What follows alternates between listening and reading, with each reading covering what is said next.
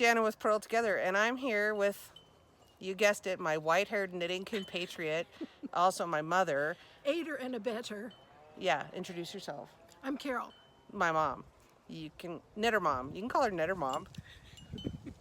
Her name is Carol for real though, and the wind comes up, so now I'm gonna have really horrid, this is a problem. Things are not going as well as planned today, but it's all right. So we laid out my Afghan blocks in your yard on a blanket, and we're scheming how to put it all together. So we're gonna go inside now and start. Carol's gonna show us how she would suggest that we would crochet the blocks together rather than the pattern.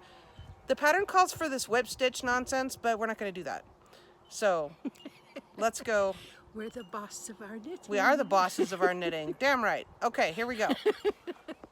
Okay, so what I'm showing you here is an Afghan that my mom made last winter, the winter before. A couple of years ago. A couple years ago. She used a crochet slip stitch technique to join these panels. So show us the panels and then how you did that. This is made in 3 panels with a lattice cable in the middle. And these are kind of just faux cables on the side. And on the back, when I assembled it, I just used a slip stitch rather than the mattress stitch to hold it together. And this is the row where that happened? Mm-hmm. Okay, so this is the edge right. There you can maybe see the light's a little better. Weird. Oh, okay. So point to the edge. Right here. Okay, and on the reverse side, that doesn't even show. It doesn't. Oh, that's fantastic. So this is our goal. It's right here, but Okay. you can't see it. Mm-mm. And so you suggest that because it's more... It's more durable, and I think because of the weight of the Afghan, I don't have any gaping stitches or anything. With that slip stitch, it works really well. Right, that's fantastic, that lattice work, and that's good sized. I mean, that's a similar size to what we have going on here. Yeah, well, that's awesome. That's big. That's big. Mm-hmm. It is big. It's a blanket, pretty much. Right. Okay, so that's the goal here. So let me show you what my dilemma is. I have my stack of squares, and we laid them all out in the yard in the correct orientation. So if you follow the schematic, and everybody, you can look at this online, but it shows the, the direction of knitting, and you either lay it out so the squares are upright or going to the right with the bind off edge. I think the pattern says the bind off edge here on the right. One of the either the cast on or the bind off is there. But what we did was we put a tag on each one in the upper left hand corner so I would know which was the upper left hand corner, like this is square 1, and then I laid it all out. So you don't have to follow that schematic if you don't want to, but I did because I liked it. So then I have all these leftovers from each block, as well as extra skeins that I had from the very beginning because I was paranoid and I ordered extra. So now what we're doing is we've put this one upright as it is in the drawing or in the schematic on page 5 of the pattern.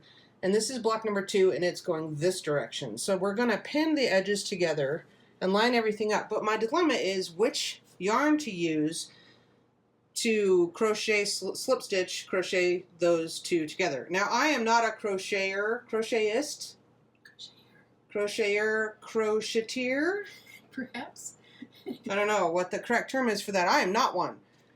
So I need to choose like how I'm going to do that, which of the tidbits. But then obviously I don't have enough tidbits to do the whole border, and the instructions on the pattern talk about the edging and doing a crocheted border.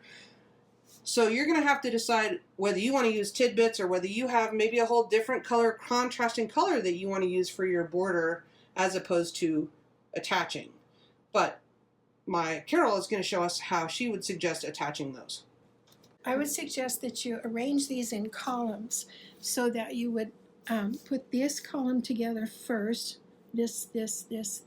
What she's saying is you're going to want to connect A and D first, right, and then D and B. Actually, these are the colored letters. You want to put 1 and 5 together, and then 5 and 9, 9 and 13. So you're going to make a vertical strip. Right. And then we'll put the strips together down this center section. Okay. What that does for you is when you connect the strips, you're going to have a vertical line here. It's just an aesthetic preference that I would have. But if you choose to do it the other way, that's fine too. You Okay. know, you could join them this way and then do the strips together this way. And I'm going to do what you tell me to do because I don't know any better. So I'm doing it the way my mother tells me. Really? There is a first time for everything. Okay, maybe 2 or 3 times in 50 odd years. Go with me here. All right. So we're actually going to switch gears here. Instead of having block 1 and 2, we're going to go and pick block 1 and block 5. And then she's going to show you how she's going to turn them together. Like when you're sewing, you put right sides together. Is that the idea Exactly. here? Okay, Exactly. so let me dig out block 5 and Okay. we'll do this. Okay, so since we've labeled everything in the upper left-hand corner with our string tags, we have block 1 and block 5. So we're doing block 1 and block 5 here. So we're going to orient block 5, spin that to the right, clockwise, and then we want block 1 on above it. Oh, don't do that yet, Nana. No, okay. Okay, we want block 1 above it, and block 5 will be like this. So when the Afghan when it's pieced together, it will be like this. But just like when you're sewing fabric, you want to put right sides together, correct? Mm-hmm. So then we're going to pin that top edge. And we're going to weave in our tails and whatever later, right? You can actually do that with the slip stitch with Ooh, crochet. she's going to show us how to tuck it in all at once. Right. Like a twofer. Exactly. Fantastic. Wow. How's that for the quintessential tomato push pin holder thing? Pin cushion, that's what I'm trying to say. What the hell? Pin cushion, I couldn't remember the name of that. That's what it is. Okay, so you're just pinning that together. Cushion. Now, if these were to be 2 different sizes, as I'm sure some of mine will be, you just kind of have to ease it together and sort that out, right? Mm-hmm. And because this, the edge on this one over here is tends to roll just a little bit, I think I want to work from this side because I can control that a little bit. Yeah, we're gonna have to ease that down in so that the selvage edge matches, right? Right. Okay, Mm-hmm. cool. So you're gonna show us how. Have you decided what color you want? Well, so I have to pick. You would suggest something in between these 2 tones, and it's not going to show on the front, but it will show on the back. Is that correct? Exactly. Okay, but I also like the darker. So you have to pick. I'm going to have to pick what tidbits I'm going to use, or if you have enough left over of a solid color that you want to use, you could certainly do that. I'm going to choose to use up various tidbits in the seaming together process. If you use tidbits of color, putting together the individual blocks, then I would suggest using a single color, putting your columns together. Okay, and then does it matter if that matches our final border or not so much? Matter of choice. Okay, so everybody's just going to have to be their own Designer. Yeah, okay. As Carol indicated, we're going to start with block number 1 and number 5, and we're going to do this seam first right here.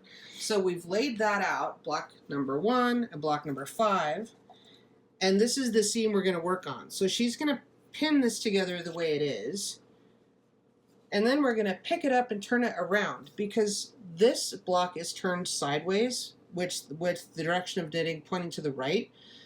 But what we want is this cast on edge facing us when we start crocheting the whole thing together. So you're going to pick that up and turn it around. Yeah. And the reason that we're doing this is because because of what we want in terms of the color of the joining thread. Right. And so, the way it's oriented to the color of the blocks. Right. So what she suggested and what I decided to do, and I'll move some of this out of the way. What I decided to do was pick a color that was kind of neutral to everything, and I'm using up the tidbits that I have of that. And then I do have an extra skein of this if I need more, which I will. And then this darker one is going to be my outside border. And so you may or may not need to order more yarn depending on what you choose. But what we've done here is experimented a whole bunch of times, and Carol has done some crocheting in and out, and then we fold it out and see how it looks, and I finally decided what I thought I liked. So she was super patient with my analysis paralysis over that. So we're just going to do not a single crochet. I'm going to weave in these tails later because I want to weave them in onto their corresponding block so that they don't, you know what I mean? I'm weaving in the color where it goes and where it matches. but you've pinned this together now, Mm-hmm. and this cast on edge sort of has like a, like a chain edge. Mm-hmm. And so you're using, talk about what size you've chosen here. This is 4.25 millimeters or size G or 6. And we chose that because I used a size 7 to knit my blocks with, which is a 4.5 millimeter needle. And that's close. So we're just choosing the closest crochet hook to the millimeter, size. right, to the millimeter knitting needle that I used. And I've just tied this on. Right. And I'm going to leave these tails out because I'll weave those in later. Yeah. You can tuck them in if you want, but I don't want the because my colors don't match. I don't want like a contrasting color poking through on the dark side, or, you know, I'm just going to tuck them in. I'll weave them in later. And I'm going to start here with that's so, a connection. And then I'm just going to do a single crochet, not a single crochet, but a slip stitch. Okay, so you go in, let me zoom in here. Okay. So you're going in underneath that chain edge and you're hooking it to the back. Make sure you get at least 1 or 2 strands on the back. Yeah. Pull it through and don't go a yarn over again. You just pull it through, right on through. Okay, and you're doing every chain edge. I'm doing every chain edge because it matches up well with the size of the hook. Okay. But you may have to experiment. If that doesn't work well, you may have to experiment and see whether yours is going to be puckery or too tight. Everybody has a different tension.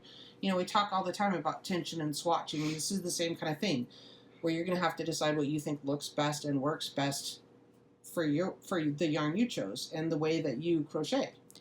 And be patient with it, experiment with it, and when you get about 2 or 3 inches of this done, then open it out and see what it looks like. Okay, so we're going to have this little... Okay, that's going to lay... You think that'll relax and be pretty flat. I'm going to weave these in later. It will be just simply with the weight of the overall garment or the overall piece. Now, I will point out that on this darker side, there are some little blips right here that you can see of the lighter yarn, but you're not really going to notice that from a distance. You can't tell that. Because the selvage edge kind of rolls naturally anyway. This lifts up and it kind of, you can't really tell. So that's going to be my method for the whole thing. And I'm going to stand here and let you do as much as you're willing. Okay. You kind of get into a rhythm of it after a while. And notice your tension too. If you're not familiar with crocheting, you can end up doing this a little bit too tightly and then it will pucker. But that's why you tension your yarn with your left hand. So it's worth taking the time. I mean, we've talked about this for the last 20 months. This is an heirloom quality piece. And it is going to take some time to put it together, but that's okay. This is, every bit, it's totally worth it. This Afghan will outlive me, I hope, and depending on the cat behavior. But it's worth taking the time to do it well and to do it how it makes you happy, to experiment a little bit with it beforehand and to make it how you want. The important thing with this part of the project is to make sure your tension is as even as you can make it.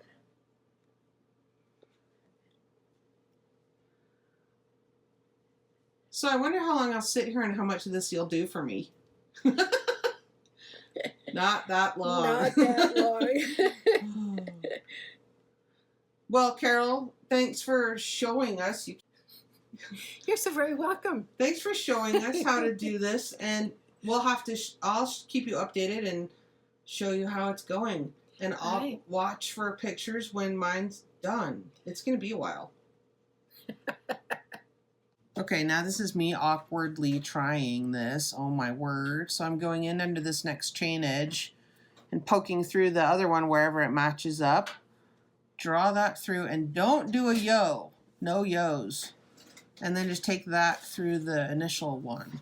And then I'm going to make sure my tension is a little bit loose. I am not a crocheter, crocheteer, crochetist. I don't even know what you're supposed to say about that. What is the proper term for that? Crocheter. Okay, I am not a crocheter. But there we go. So you can... I will be before this is done, right. So you can see how this is going. Oh, see, I did a yo. I almost did a single Don't- crochet. don't No do yo. yos. No yo's. No yos. Make that your mantra. Okay. Okay, so I think this is going to work out really well. Why is there something? Oh, there's a pin stuck in there. Holy smokes. There we go. Wow, it was sticking me. Yeah, that's going to look nice.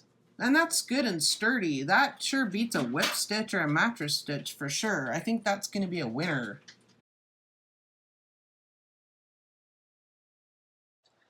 All right. Thanks for joining us, showing us how to do all that. My pleasure. We'll be looking forward to seeing everybody's pictures of their blocks and put them in the group. And I'll show them to Carol as well. All right. Thanks. See you next time. Bye. Bye.